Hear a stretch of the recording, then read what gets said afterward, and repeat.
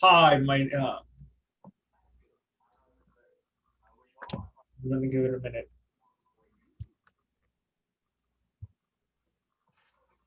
Hi, my name is Mundo, and we're here in Community Advisors RSR, and we're gonna be talking about Hispanics and Latinos in politics, and we're gonna be talking about national politics and the role of Hispanics and Latinos. It's one of our special shows that we're having because usually we have it on Monday in English and then Wednesday in Spanish, and so we're doing a special on Saturday and this Saturday and this Sunday. Like on Saturday we had one in Spanish. We talked about politics and Hispanics in the role. Today, here in a beautiful night in Sunday, we're talking about in English and about national politics, Hispanics, the role in politics.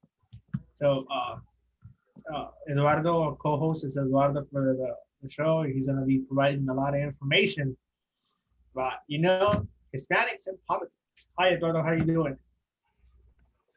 I'm doing pretty good. Yourself? How's everything been with you? Doing great, doing great. So let's get into it. There's a growing number of Hispanics and Latinos in this nation, and one of the arguments that a lot of people used to use back in the day, I guess I still heard sometimes, it was that you know there's a growing number, but not all of them are able to vote. But now, kids of the families who were here and documented, their kids they have gotten to the age of 18 years and older, and they're able to vote. And in areas we have become the minority, like if you ask me, here in the city of Houston, we are a majority. In Harris County, we might be the majority. In certain areas, we are the majority population. But sometimes our representation in those offices doesn't, we're not there. It doesn't reflect our population. And that's not saying that it's bad or good, but for us, it might be bad because if we don't have people in those offices that look like us and understand our culture and our beliefs, they may not be able to make good decisions because obviously every single person is going to be advocating for their own particular group of set of people. And we know that in politics. That being said, small elections from your community, like an HOA, if it's elected by the people, depending how whatever protocol they have, or ISDs elections, or community college elections, or county commission, city elections, county elections, state elections, congressional, and the presidential, even all of that had direct impact to the Hispanic, community.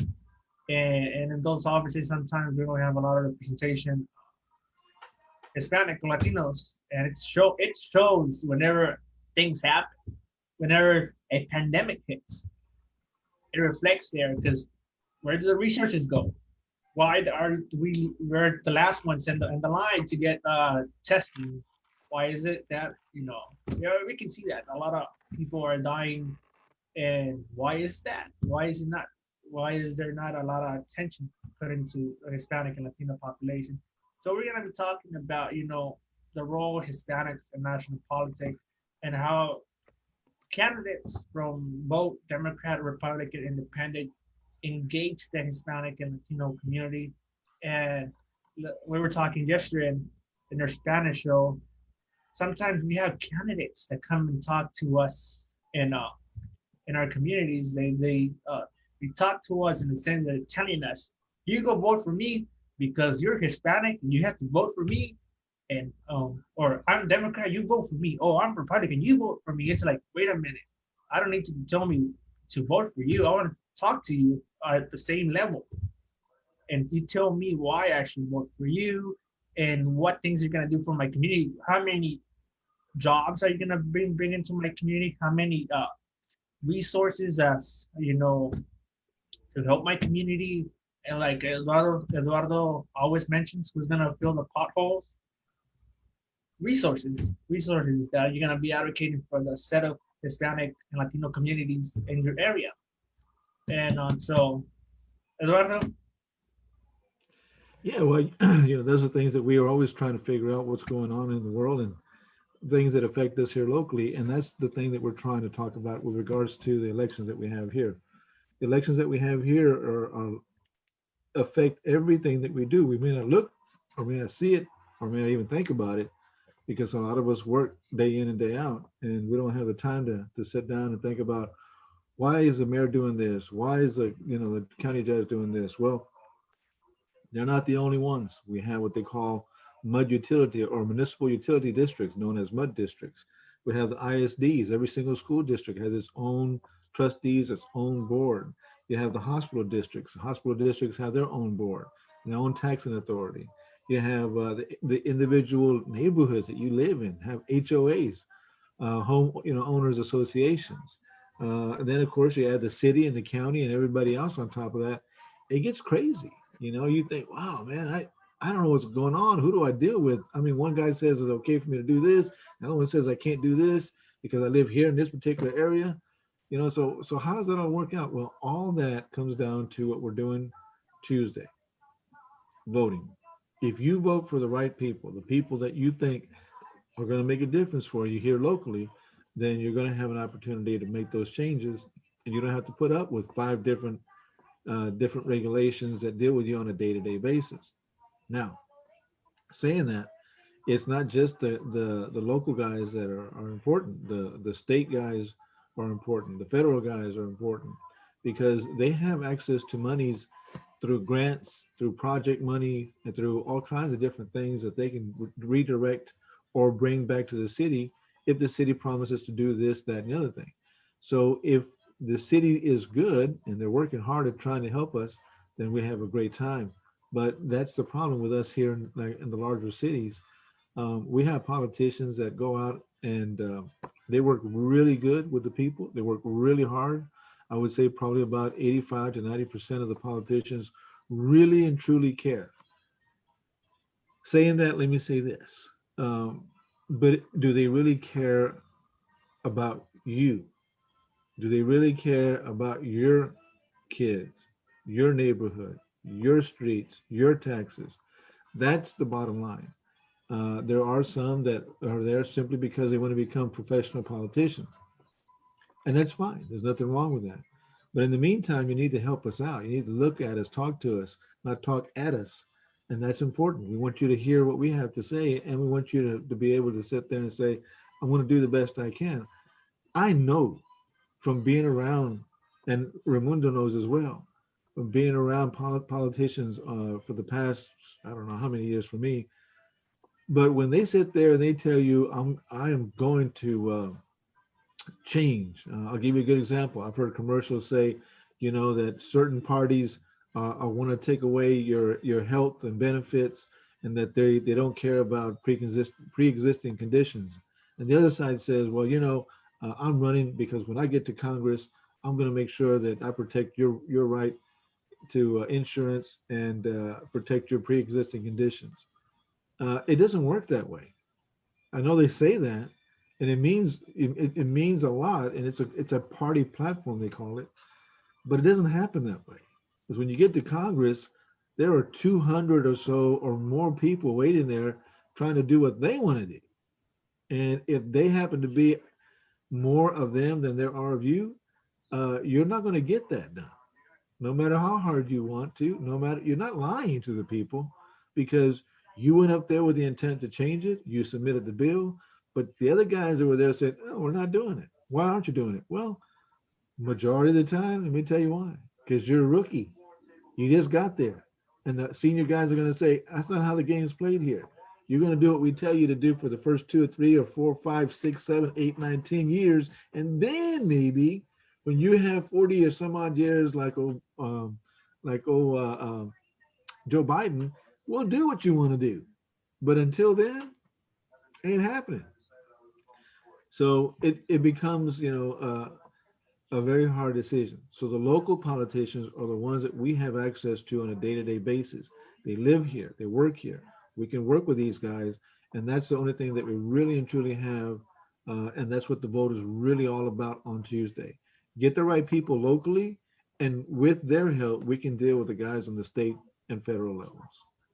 That being said, friendly reminder that if you don't know if you're registered to vote, you can go on Google and type "Am I registered to vote?" and then you put your county. either if you live in Harris County, put Harris County, and then you figure out which are the two websites that are first and second and third. Click on it, and then you put your information. You find out if you register to vote, and then you go vote on November 3rd from 7 a.m. to 7 p.m. So please go vote. And another note, very important, you don't have to be a person that holds a degree. You don't have to be the smartest person in the room or the smartest person in your community to run for office. There's a lot of people who are holding public office who are not very smart people, and they're there because they have personal interests. Maybe you are a member of your community who cares about your community. You see, okay, my neighbor is struggling. I'm struggling.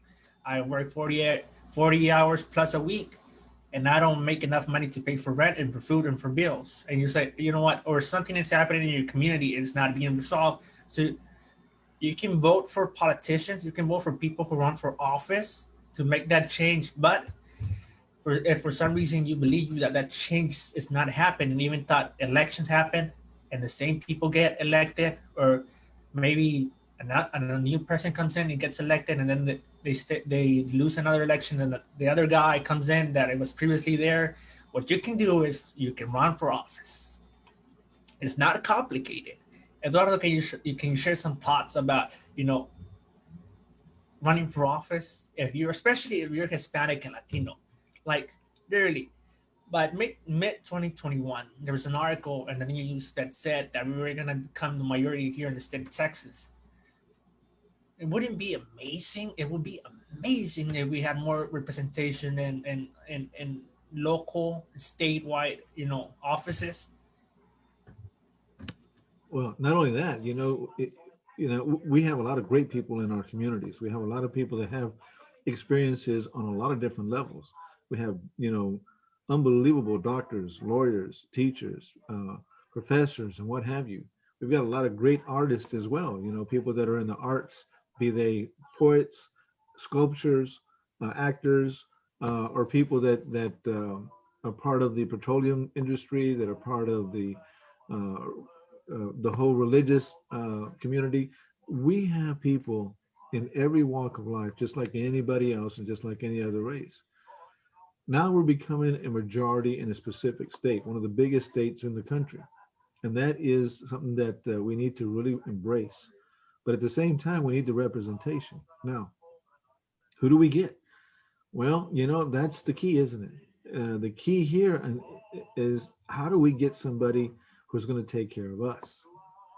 Now, I know some people are going to sit there and say, well, wait a minute, we want somebody who treats everybody the same, and we want somebody who is going to be, there for everybody. Yes, we do. We sure do. But that's why we have elections, and that's why we have breakdowns of individual communities. That's why when the politicians run for office, they know how many blacks, how many Hispanics, how many Asians, how many everything is within their jurisdiction, because they are going to sit there and try to figure out how we can go ahead and help them out or get their vote. So when we put people up there to run for office, like Raimundo said, you don't have to be a college graduate. Heck, you don't even have to have a high school diploma. A GED would be nice, but the real basic deal, I know this is going to sound crazy, but here it is. At the very minimum to run for office, 18 years old, United States citizen, no criminal history. That's it. Congratulations, you can run for office. Well, wait a minute. What happens if I was a felon and I did my time and I have a right to vote again? Can I run for office? You can. You can. I'm not going to say you can't run for office. What I'm saying is, with a criminal history, you can't have an active criminal history at the time you put in your paperwork. It's up to the people to decide they want to keep you or not keep you after that. And that's what's great about our country. You can do that. And that's it. Now, why is that what I just told you so damn important? Let me tell you why. You're going to learn a couple of things that maybe a lot of people don't know. The most important attorney in the state of Texas, known as the Texas Attorney General, he is so important that any and all legal questions regarding the relationship between professionals that are licensed to do work in the state and the commission, I mean, the consumers, which are us, those of us who buy products, and the state and the business. His job is to protect everybody and issue out opinions. He literally tells people what he feels the law is all about to enforce it. He's the guy that actually files lawsuits in the name of Texas so that you can maintain your rights or whatever it is that he's trying to get accomplished. Okay, so why do I bring him up? This is why. The state attorney general, all you need to do to run for that office is to be 21 years old, a United States citizen, and a Texas resident for a minimum of 6 months, not have an active criminal history, and that's it. You do not need a law degree. What? Wait a minute. The Attorney General of the state of Texas does not need a law degree? Yeah, that's correct. But he's a guy that says who has a right to practice law and who doesn't have a right to practice law. He's the one that issues opinions and all this to all the police departments, all the political officials, all the cities, all the counties. When they ask a question, hey, can my guy do this? Can my guy do? They write him and he issues an opinion. He tells you what you can do. He doesn't even need a college degree. He's just a guy like you and me. And yet his power is unbelievable. Third most powerful person in the state of Texas.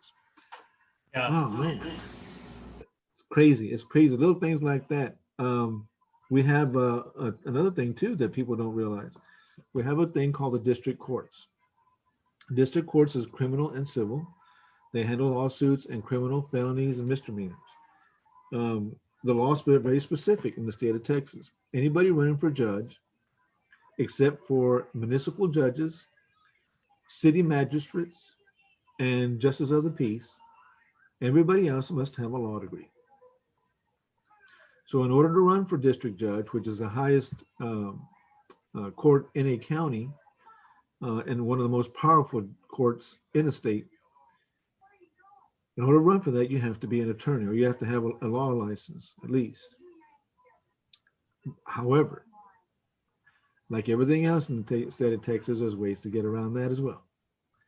The law also says that if you have been a judge, that's all it says. It doesn't say what kind of judge, just a judge for 4 years or more, then you can also run for that. So what does that mean? If I go and apply for a justice of the peace, and I'm a justice of the peace for 4 years, at the end of 4 years, I can run for district judge. Even though the law says I have to have a law degree, the law also states that I'm eligible to do that because after 4 years of being an actual judge, they consider that to be qualified to run for district judge. Wow. So there's a lot of little things like that. That's why you need to run, so that you understand that there's a way for you to help your people, help your community, help your family, and establish some great and good statutes and laws and regulations to govern everybody so that we can live together. Running is a privilege, but more importantly, serving the people of our community is a bigger privilege. We would love to see more and more people do that. And as the Hispanic community rises to the occasion, we need to have the proper Hispanic representation. We cannot stress that enough. Why? Because that is the only way that we can make sure that we're going to get the proper education, the proper funding, the proper listen to, or however you want to call it, representation from our city officials, county officials, state and federal officials. That's it. There's no other way I can tell you. It is the most important thing that happens every 4 years. Sometimes 6 years, sometimes 2 years, but trust me, if it's time to vote, it is very important, and we've got to get our people in there. Definitely. It's very important information. And when you see people who are our viewers, our followers, and those people who constantly send us messages throughout Facebook, Instagram, Twitter, and TikTok, and so people who are joining us today as new viewers who follow community advice RSR, like Eduardo had mentioned, you can run for office. You're able to run for office, and you meet the minimum qualifications. And sometimes we see all these political organizations, the small local ones from your area, either Republican or Democrat. They're all nice and everything. They're very nice and they're very social with people. And who doesn't like to sit down and talk about politics and drink a beer or coffee? I like coffee. I don't drink beer a lot, but I drink a lot of coffee. You can ask Edward, and he will share some light on that. But that being said, if you're a member of your community, sometimes you don't need those local political organizations. You just follow the paperwork. So basically, you acquire some signatures whenever they're required. For example, you're running for JP, you need to get some signatures. Then you follow the filing fee, and therefore you start campaigning.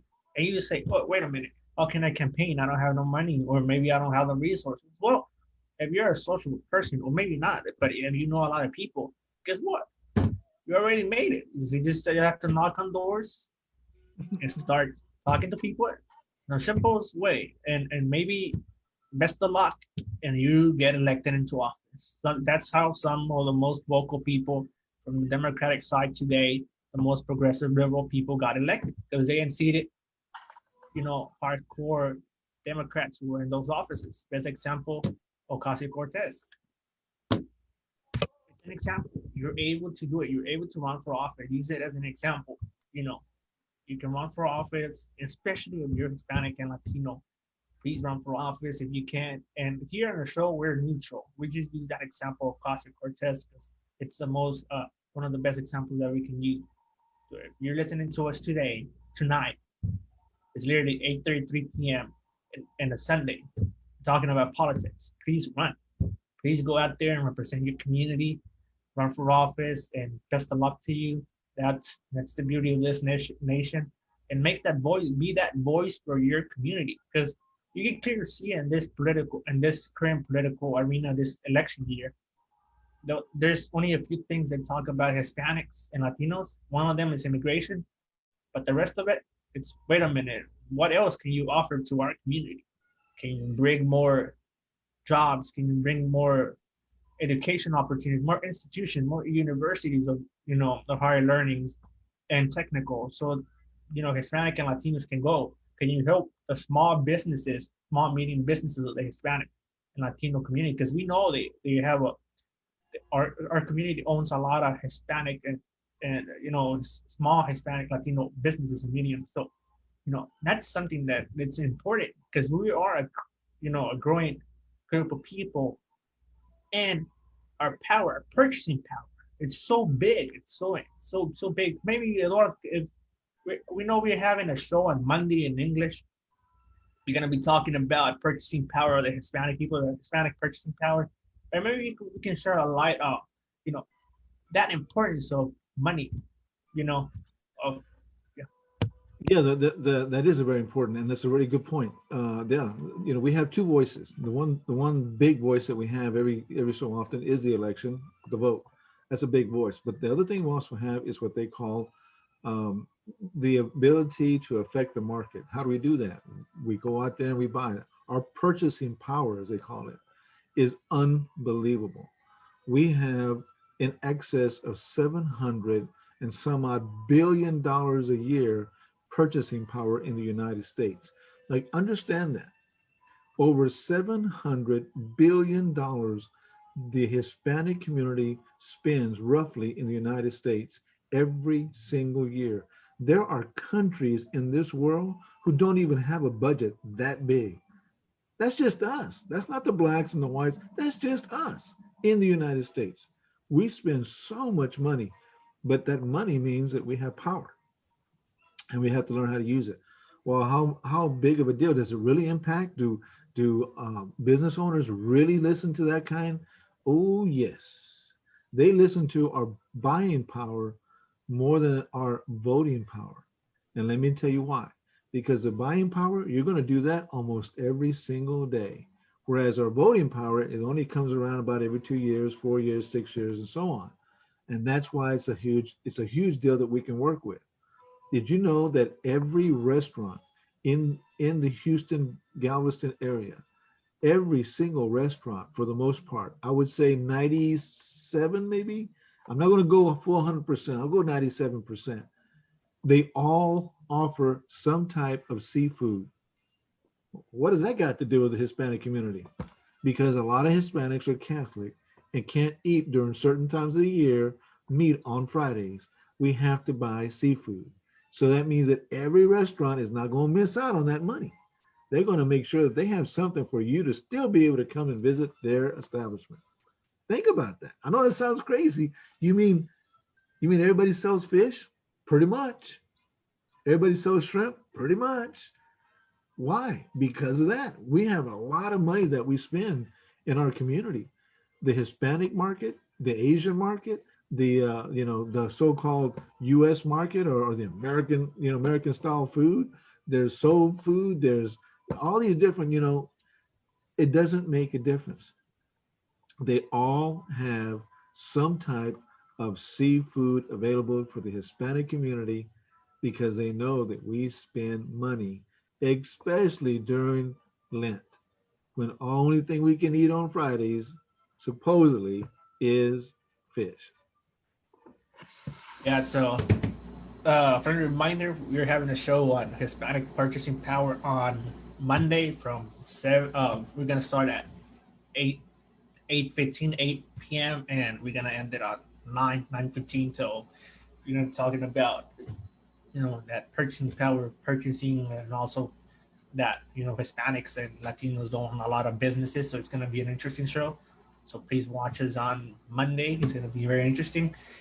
Going to the topic about voting and the Hispanic voice on, having the Hispanic voice on in public offices is very important because if a city council makes an ordinance, or if a county, what's it called, county commissioners courts, or a court, they make what's the correct word, Edward, For the for the county commissioners court.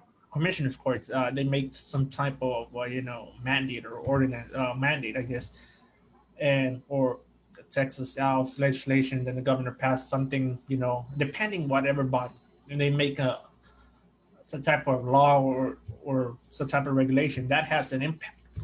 And so if you're a Hispanic or Latino that works every day, and let's say in an industry like oil or something, that might have a direct impact. Or if you own or operate a business, that has a direct impact. It might be done for the good, greater good of the community, or for some XYZ reason, but you they have to hear the Hispanic voice because they get affected.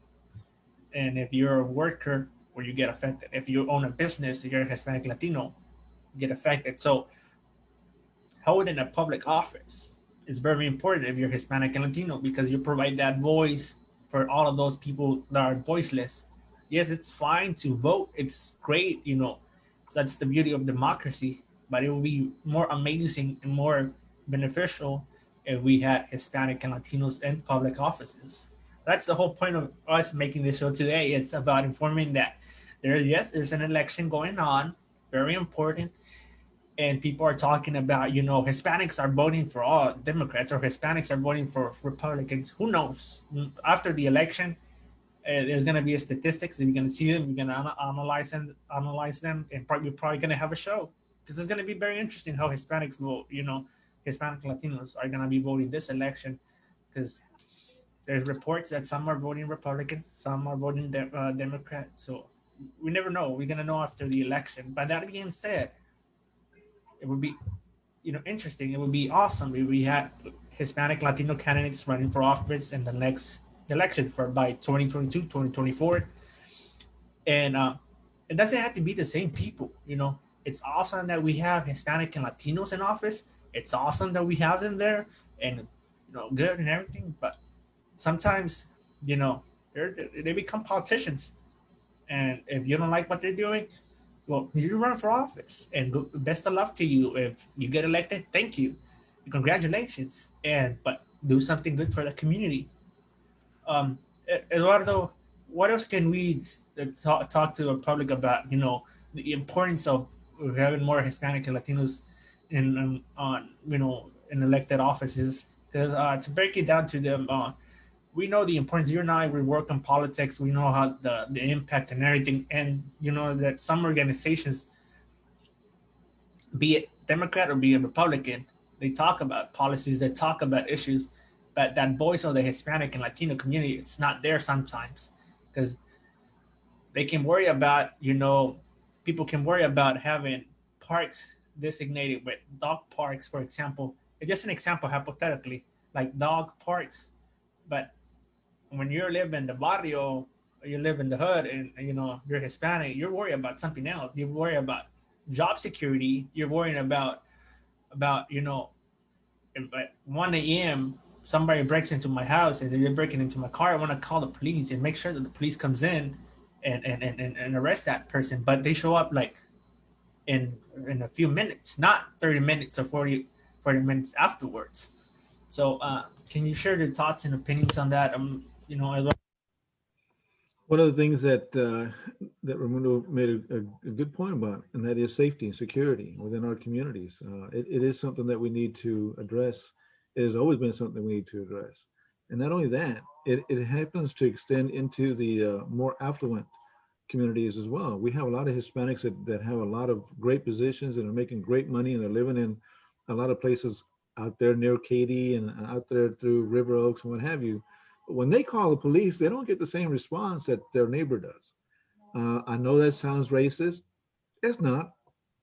What it is it's the attitude of the politician that's in office, because he knows that the guy next door to you who's white and probably has a more money, he knows that that guy's going to give him a donation and is going to vote for him. Whereas he also knows that in the Hispanic community, maybe if we're lucky, we might get three, maybe four people out of 10 that are going to vote. Now, out of 10 registered voters in the Latin community, maybe four people will actually vote.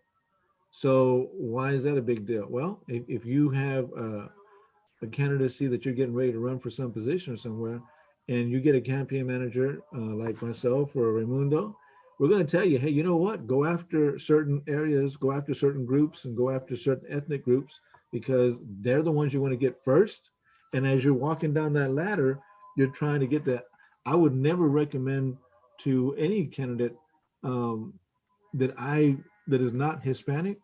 I would not tell them to go after the Hispanic market first. Why? Because we have to secure votes. And the way you secure votes is you go after the ones that you know are going to vote. The seniors, regardless of whether they're black, white, brown, doesn't make a difference. If they're over 55, they vote. So let's go get them right off the bat. Veterans, same thing. We don't care what color they are. We're just going to go after the veteran. They've got a little hat that says Marine or Navy or Air Force, whatever it is, we're going after that guy. The LGBTQ, we're going to go after them. Why? Because they vote. You notice I haven't got to Hispanics yet, because they don't all vote.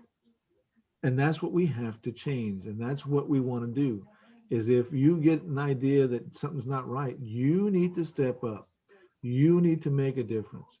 And by doing that, make sure that you understand two things. Number one, it's for my community.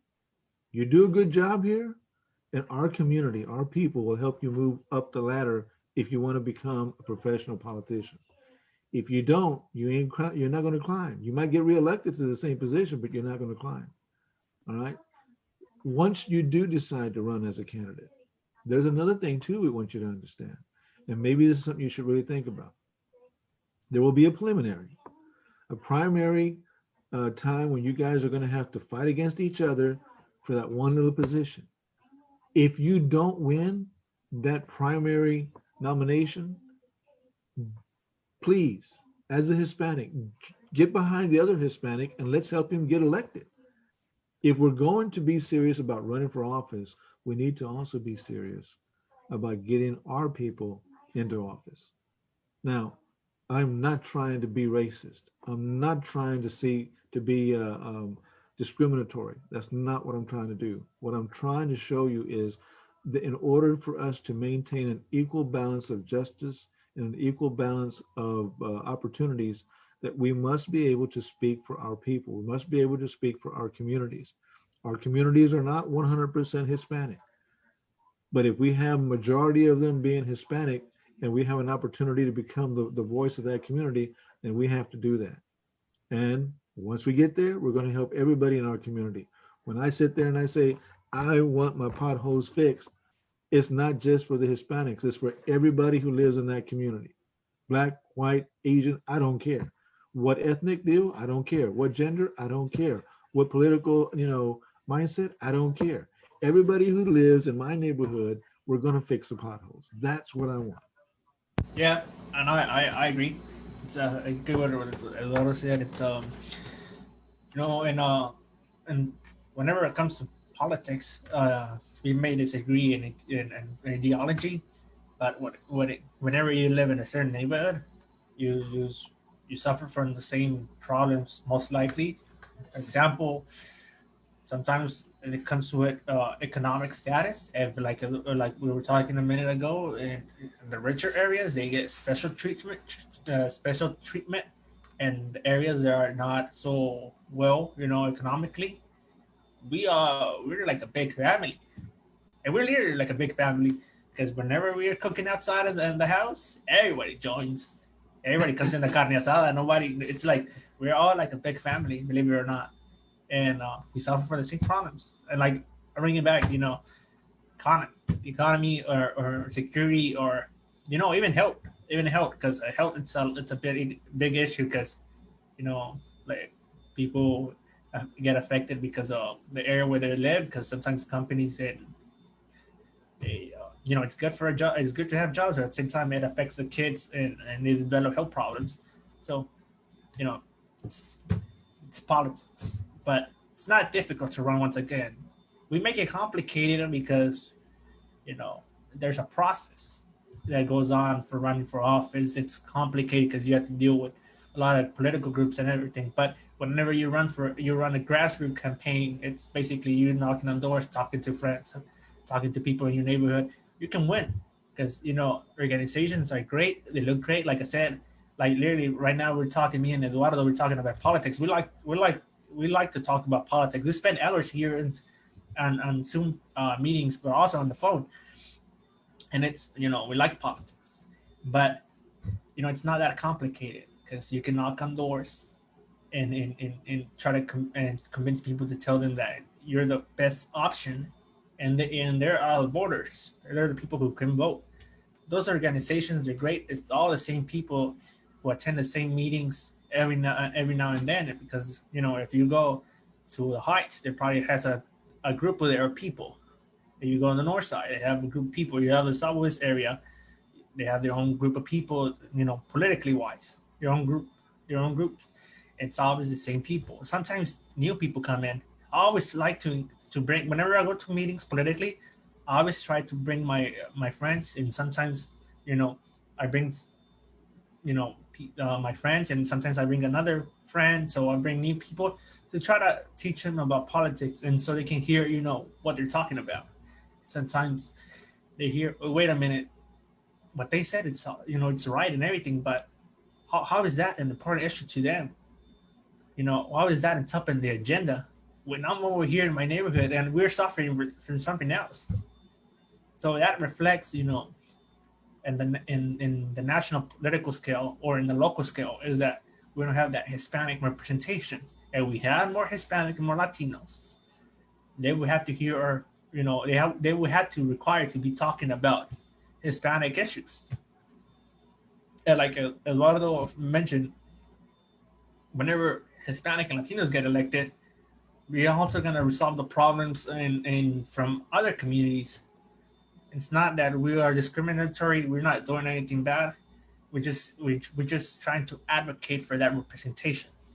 Others can make also a good job. Others are doing an exceptional job. They're doing a good job. If you ask me, there's a lot of people who are doing that I can think of about. There are non-Hispanics who are advocating for for more benefits, more rights for the Hispanic and Latino community. But no, it would be great to have that representation there. Yep. Let's go on for one more thing too. Is that we have to be able to show that we're here, we're growing, we're becoming a bigger power, bigger voice. It's going to happen throughout the United States. We have to think about the future. We have an opportunity here to do a lot of great things, not just locally, but also on the state and federal levels. But we got to start somewhere. And Houston, Harris County, Texas is a very good starting point for whoever wants to really get out there. But they're going to need us. They're going to need the Hispanic vote, because that 4% that I told you about, or that 40% that I told you about, 4 out of 10 people that are actually voting, it's going to change. I guarantee you, as our children get into the school system and become more understanding of what is actually going on, the social media has become a very big um, way for them to learn what's happening in their local communities. And we've seen march after march after march after march. Almost every freaking weekend, there's a march for something. or every Uh, day. every day. But that's great. That's awesome. You have to understand, a year ago, that didn't even happen. Now, did COVID have something to do with it? Well, whether it did or didn't doesn't make a difference. But here's the part that's important: people are out there doing something. And that's the people that are going to be voting. That's the people that are going to be running organizations, nonprofits, or working for the mayor, city council, whatever. They're going to get into the system sooner or later. And if we can harness that intelligence, that knowledge, that compassion, uh, man, there's no telling what we'll be able to do down in the future. We can do some great things. And the reason one particular group of people, in this particular case, Hispanic Latinos, why would they go out there, and vote? And what difference does it make that the guy who's running is Hispanic, black, white, or whatever? Well, Raimundo said it best. I think those guys are doing a hell of a job. Then why do we want to run if they're doing a good job? Well, because there are certain times in our community, in our history throughout the year, that our community needs that little extra help that we don't get. Harvey was a good example. The people that were flooded out by the Army Corps of Engineers, they're getting their houses redone. They're getting all their stuff done. They're even able to sell out if they want to, and the government's paying for that. The same people, Hispanics, that are in Pasadena, who also got flooded out because of Harvey, they're still waiting for money. Yet the same government, the Harris County, the same city, city of Houston, the same state, state of Texas, all these people, it's the same money for the same reasons, for the same people. But yet these people still even got no money yet. That's why we need to have people from our communities, particularly the Hispanic community, run so that we can advocate a little bit stronger for our people. That's all it means. And you know, another note as well to mention the history. Historically, Hispanic and Latinos have been here in this nation. We obviously immigration. A lot of people come here legally or illegally. They're here and they have kids. Their kids become, they're citizens. And what I'm trying to get here is that throughout the history, we have been here present. Like before Texas even was part of this, whenever Texas even became its own republic, we were here. And after, became part of the United States, we were still here. Hispanic, Latinos, Mexican Americans under the Treaty of Guadalupe. Was it the Treaty of Guadalupe, Edward? Yeah, one of them, yeah.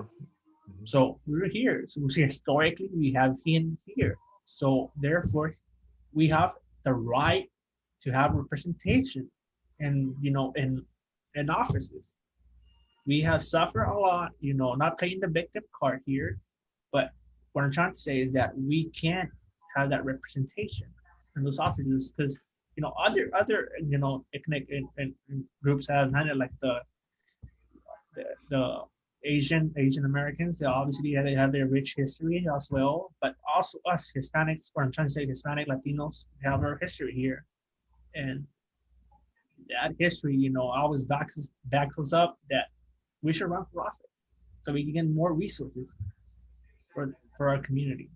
Maybe you can share a light on the history, Eduardo. I know you know a lot about history.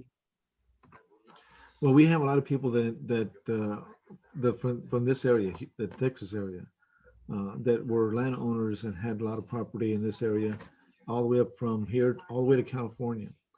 And we had a little thing called land grants, Spanish land grants.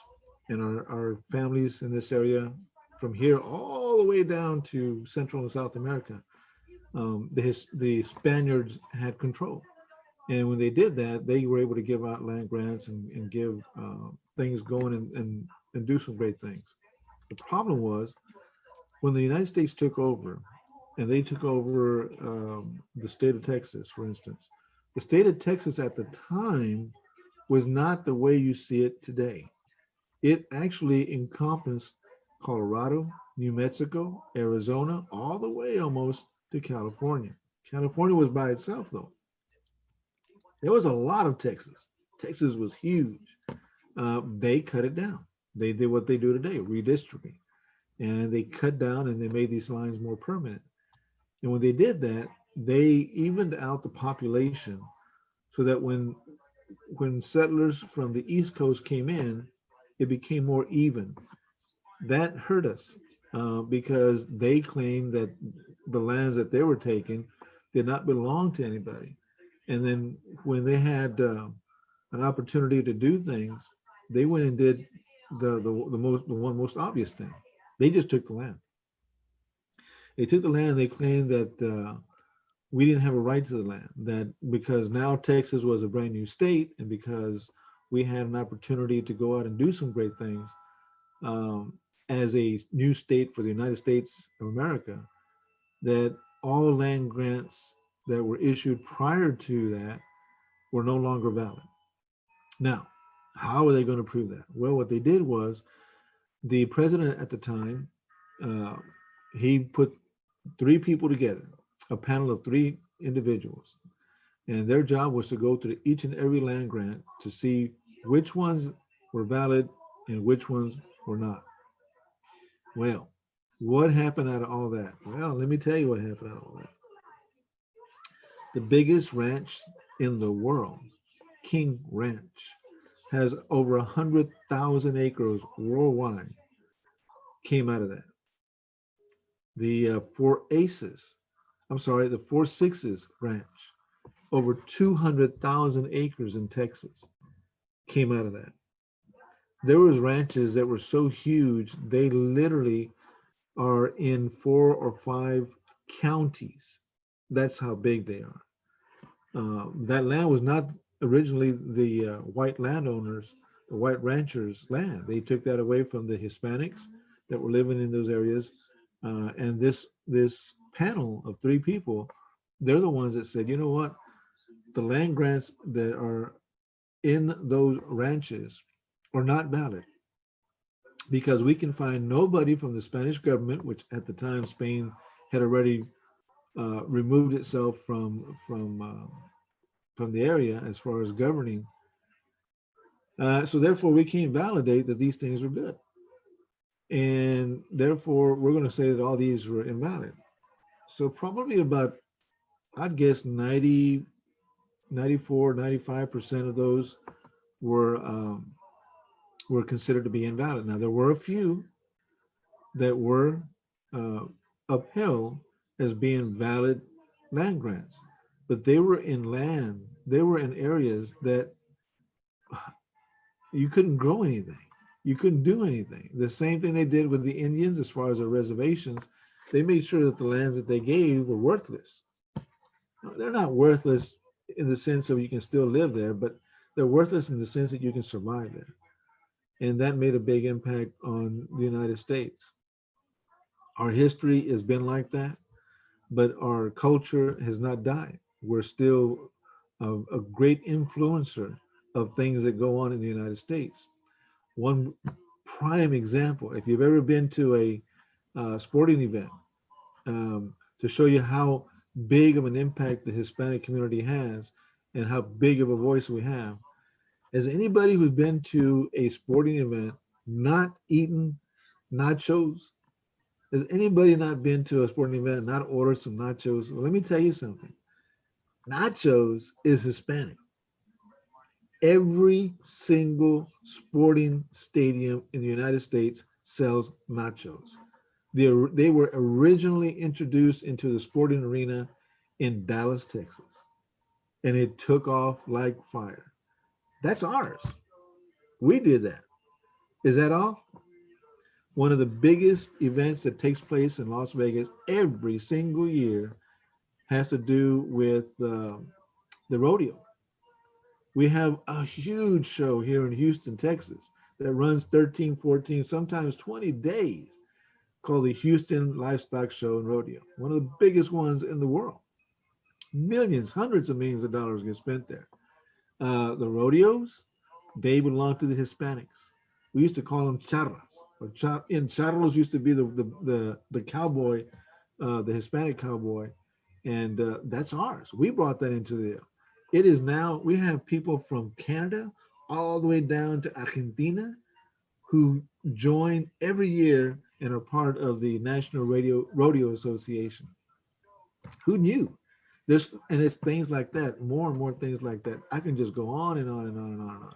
But the point that we're trying to make is, um, if we're going to recapture that history, that culture, that richness that we have offered this country, and bring it back into our control, so to speak, we've got to run for office. We've got to have the people who understand us, who understand our culture, who know how to talk to us, who know how we feel, how we think, and then be able to bring that to a community that is so in need of the good, solid foundation that the Hispanic community can offer.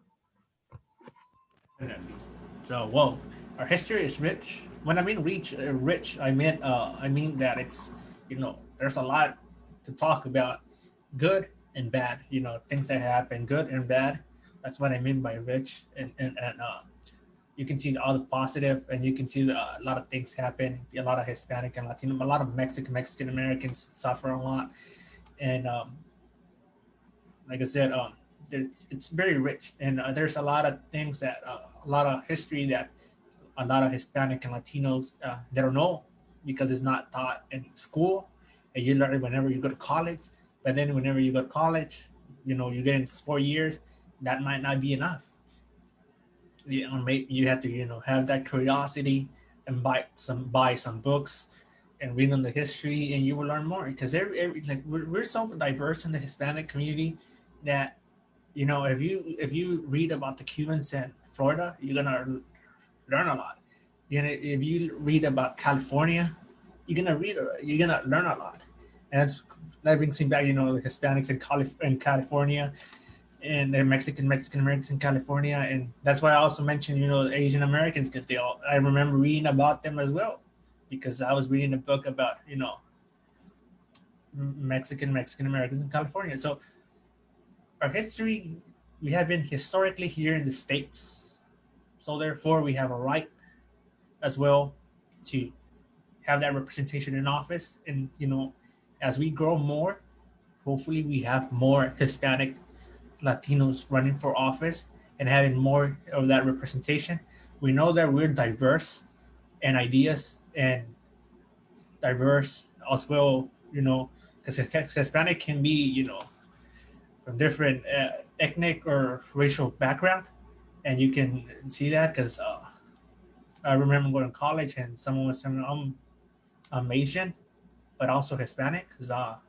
And someone was telling me, well, I'm Hispanic, and so it gets a little bit complicated. It's simple, but it is complicated at the same time complicated. But what I'm trying to say is that we're diverse, so we don't think alike most of the time. So it would be nice to have more representation and have that representation in those offices, those elected offices, because Hispanic and Latino might want to vote for you because you come from a certain particular ideology, economically or religion. So who knows? But I encourage everyone to, every Hispanic and Latino who's thinking about running for office to please run. And if you know someone that it's really good with people, it likes helping people, but they don't want to be in the image, they don't want to run for office, tell them, hey, you run for office. Please go. I'm a drag you to go, get some. Oh, I'm gonna get some signatures for you, and I'll help you. You get elected money, and you file that paperwork, and you run for office, and then when you get elected, continue doing what you're doing, the good job, and once you get elected, please do the amazing job that you're doing. Because Eduardo mentioned it, there's a lot of people a lot of community members who do a lot for the community, but they never want to, they don't want to be that person in front in the camera because they don't like that. I can tell you that when I started, doing my political community activism, I never wanted to be in pictures. I never, because he asked me to take a picture with a person that, if I'm over there, distributing food, I didn't want to take a picture. I still don't want to, because I do it because, I'm managing somebody's campaign, but I still don't want to do it because, I'm doing something good out of my heart, not because I want to be in a picture and show it to everyone. And there's a lot of community members who believe that, and therefore they don't want to be, in that picture and being out there. But they do a lot of work, so encourage them to go out and run for office. Before we end the show, once again, November 3rd, you have from 7 a.m. to 7 p.m. to go vote. If you're Hispanic and Latino, please go vote. If you believe that voting doesn't change anything, well, just go vote. Regardless, just go vote. Go vote. And whenever the next election comes in, if you believe that nothing is going to change, well, run for office. Besides voting, run for office. And hopefully you get elected. And like I mentioned before, you know, political organizations are great. They're awesome. Who doesn't like to sit down and night and have a drink of coffee or beer and talk about politics? We're doing it right here. We're drinking our coffee. Me and Eduardo talking about politics. So, but that being said, you don't need to go to those meetings. You can talk to the people. The people are the ones who vote. Your neighbors vote. Your friends vote. Your family votes. So if you're a type of person who says and believes, well, nothing changes, well, run for office. But November 3rd, please go vote, especially if you're Hispanic and Latino. Go vote. I'm not going to tell you who to vote for. That's on you. That's private. People, like Eduardo has mentioned before, if you can mention it after, I end talking, is that you're going to have people on the door, with signs. You're going to have people with cards. Sometimes you're even going to see me, not in this election, but because my job already ended and managing political campaigns for this election.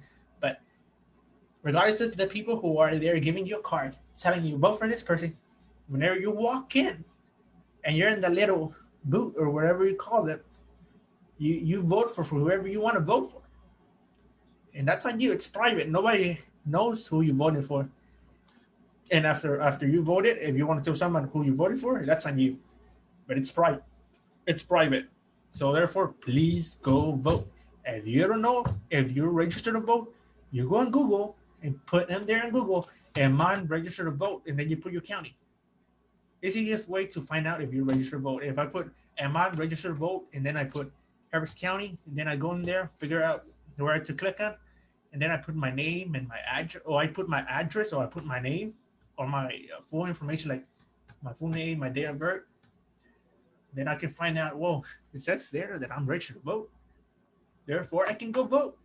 When I go into the polling location, to that community center or that park or whatever location, you can go vote. If for some reason someone in the line tells you, well, you cannot vote, well, who is that person to tell me that I'm not able to vote? You go in and you vote.